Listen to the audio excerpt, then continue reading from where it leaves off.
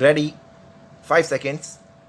Sir, I would submit that the partnership firms, proprietary firms, private limited companies are nothing but glorified partnerships, and the act should be amended in such a manner that the small private companies are kept outside the purview of this department.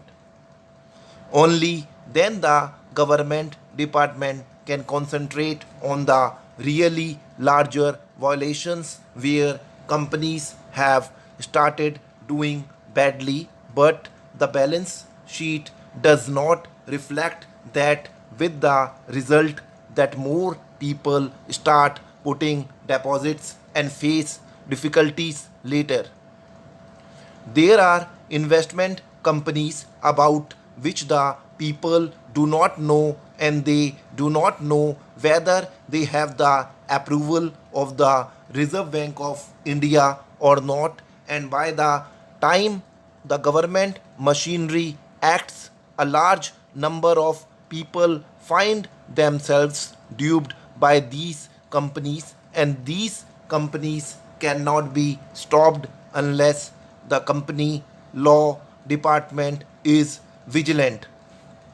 But I submit that the company law department cannot be vigilant in the present system, because the present system is conducive to the harassment of the small man, and I find nothing in this amending bill which either disciplines these companies or stop the harassment of the small man or encourages the medium entrepreneur.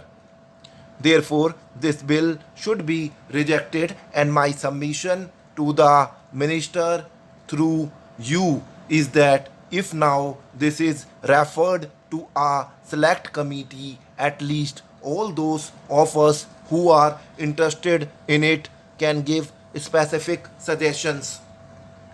The objective is quite clear. The government wants to rationalize the whole thing. The government wants to make the companies act effective, and the social objectives of the government are shared by all of us, and there is no dispute about it. But look at the provision regarding averaging the balance sheet, giving less information to the shareholders on the accounts.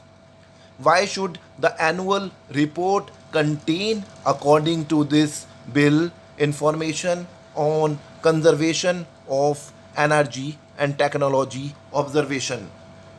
Are small investors interested in these subjects at all now? Will he even understand it? It is highly technical. I am sorry. I have been in business for a long time, and technology absorption is something which I have not been able to absorb at all. So I do not know how a layman will understand that.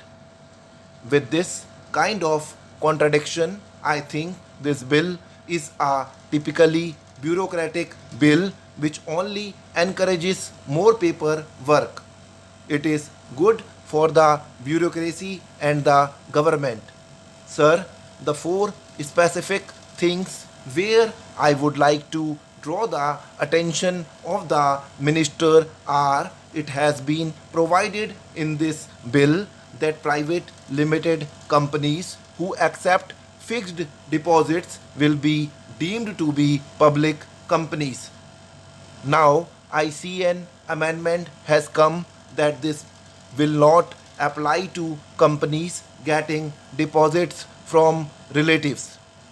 But I venture to say that there are small family companies which can raise deposits from their own friends and associates. Why should they become public companies? They are not getting money from the public in the wider sense.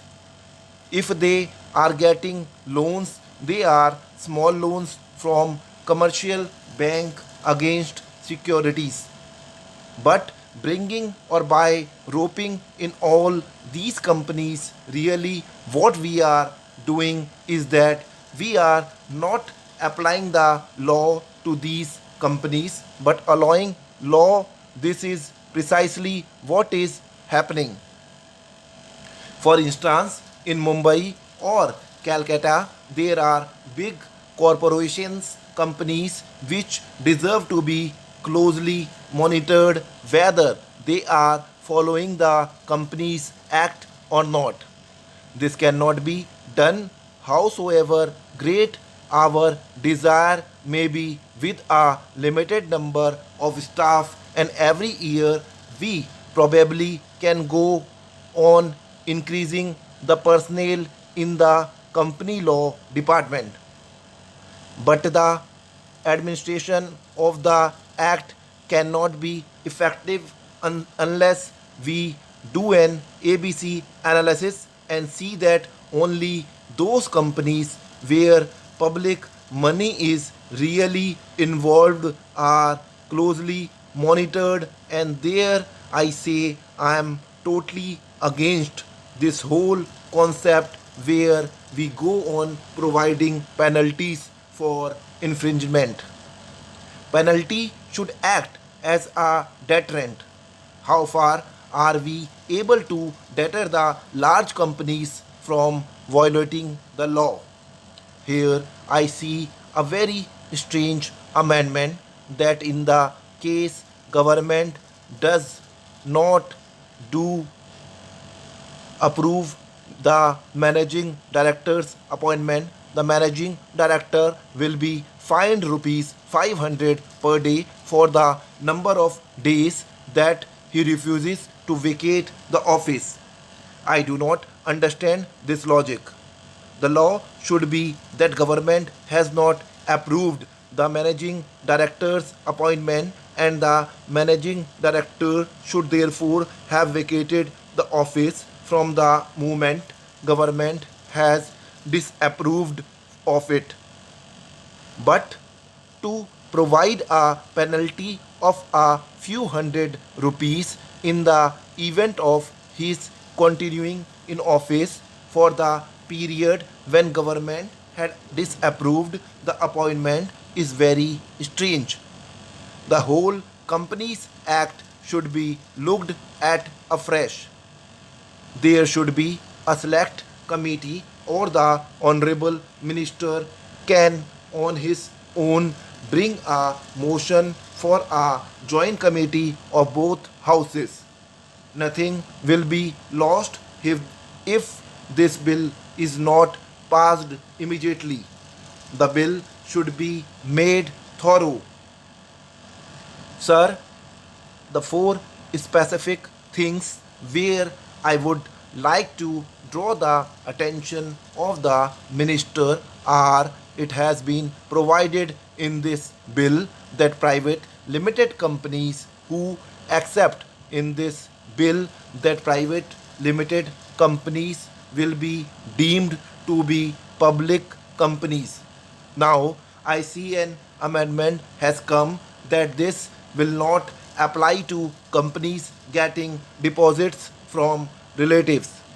But I venture to say that there are small family companies which can raise deposits from their own friends and associates. Why should they become public companies? They are not getting money from the public in the wider sense. If they are getting loans, they are small loans from commercial banks against securities. But bringing or by roping in all these companies, really what we are doing is that we are not applying the law to these companies but allowing law to become ineffective in the case of big companies, and this is precisely what is happening. For instance, in Mumbai or Calcutta, there are big corporations. Stop.